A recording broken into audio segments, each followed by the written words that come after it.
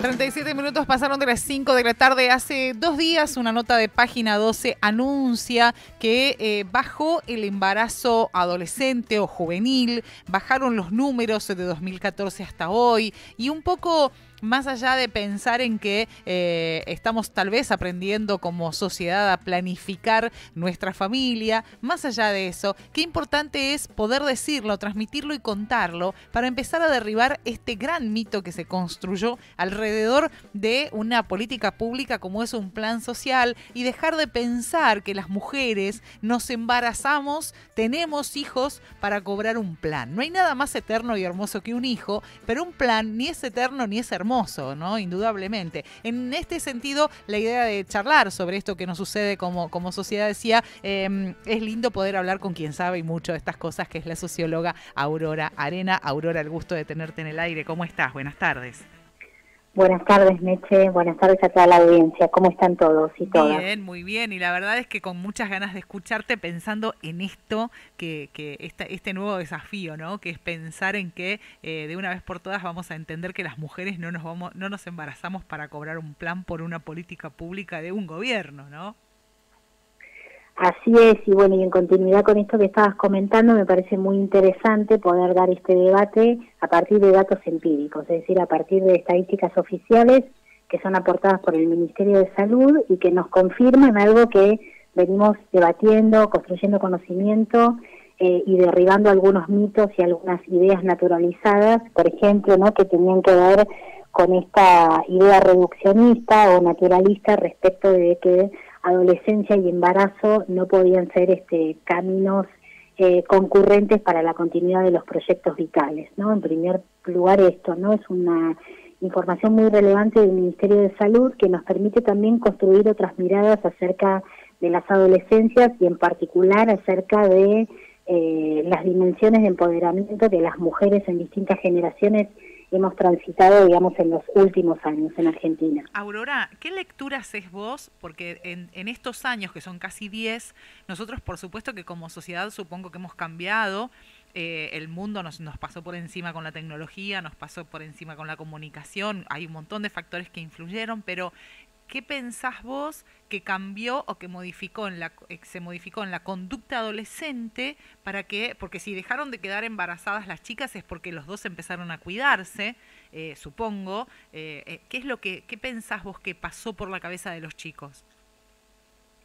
Bueno, yo ahí lo que pensaría, entre diversas dimensiones que quizás son muy distintas y muy complejas entre sí, me parece que ha habido un aporte en distintas instancias de la construcción sociocultural, ¿no? En primer lugar, me parece muy importante dar cuenta de la vigencia y de la necesaria continuidad que el programa de educación sexual integral tiene en Argentina desde el 2006 en adelante, y me parece que también la ESI en la escuela, digamos, ha podido construir pedagogía, ha podido construir una mirada integral respecto de la ampliación de derechos, del cuidado de sí, del cuidado de los otros sobre el cuerpo, ¿no?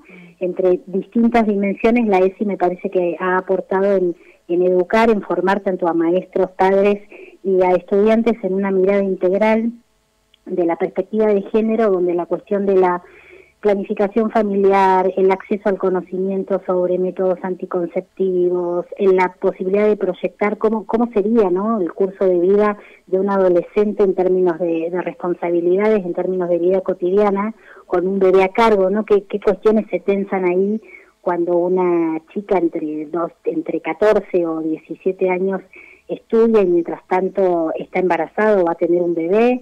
Lo mismo que asumir viejos temas, pero que han aparecido, digamos, en el campo de la investigación social en los últimos años, que tiene que ver con no solo prestar atención a los fenómenos socioculturales o simbólicos que tienen que ver con las maternidades adolescentes, sino también considerar qué pasaba en el ámbito de las paternidades adolescentes, ¿no? Cómo este fenómeno también jugaba, digamos, en clave, ¿no?, de perspectiva de género pensado desde el mundo de los varones.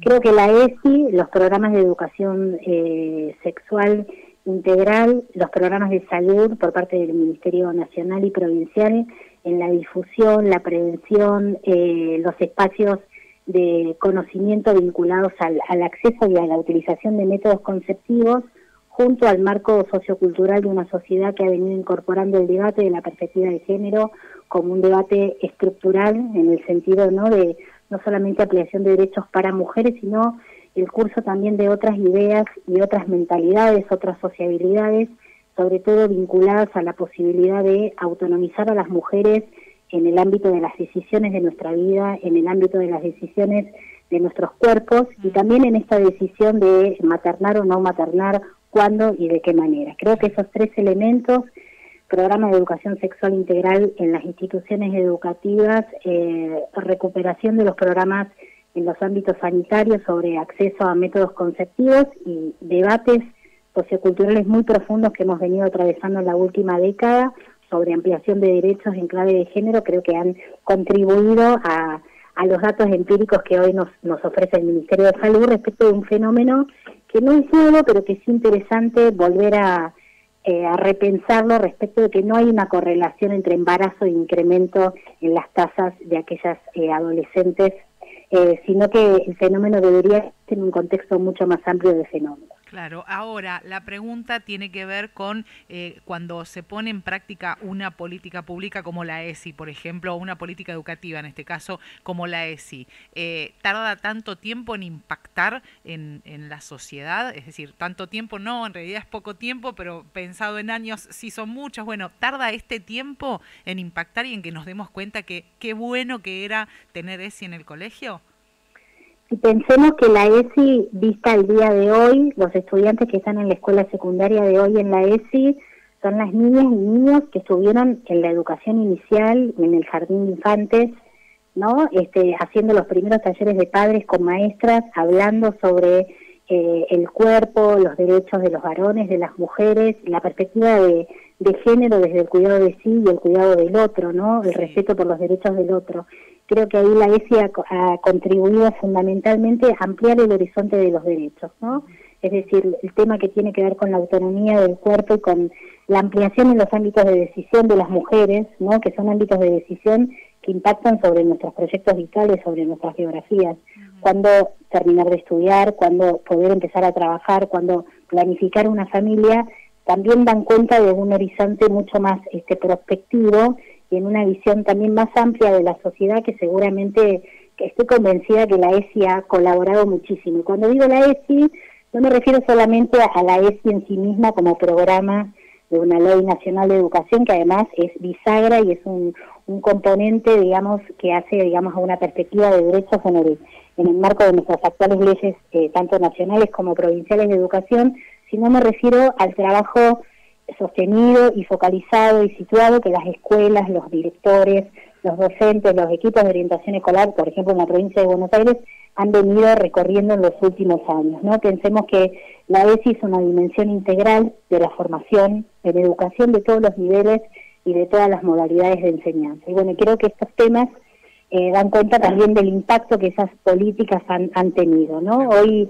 no es un tema nuevo hablar de ESI en la escuela, sino que es casi una exigencia en términos de abordaje en proyectos institucionales o incluso en la recuperación de la ESI en el marco de la enseñanza de materias también.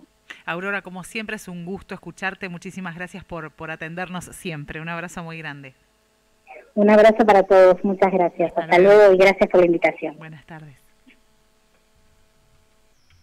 Era Aurora Arena quien charlaba con nosotros. En la mañana, al mediodía, a la tarde, los fines de semana.